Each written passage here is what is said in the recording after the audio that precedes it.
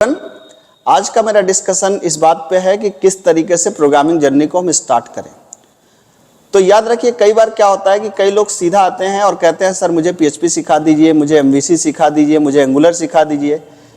और अगर मैं पूछता हूँ कि भाई आपको बैकग्राउंड क्या है, क्या पीछे की सारी चीज़ें आपको आती हैं, तो उनको कुछ पता ही नहीं रहता।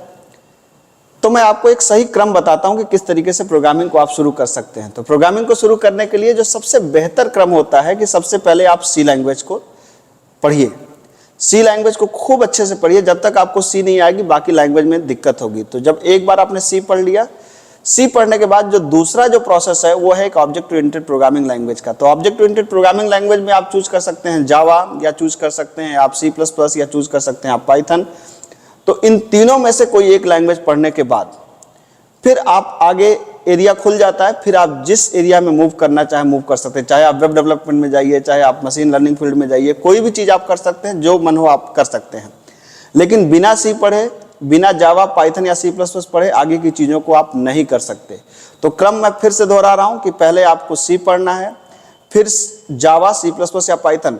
वैसे तो एक लैंग्वेज पर्याप्त है आगे की चीज़ों को करने के लिए, लेकिन कम से कम 2 लैंग्वेज पे आप मास्टरी जरूर करिए। वो आपकी चॉइस होगी, आप किन लैंग्वेजेस पे जाना चाहते हैं। तब फिर जा करके हम आगे की चीज़ों को, जैसे प्रोजेक्ट डेवलपमेंट PHP के थ्रू, या MVC को, या फिर एल्गोरिदम सेक्शन में हम लोग जा सकते हैं। Thank you so much.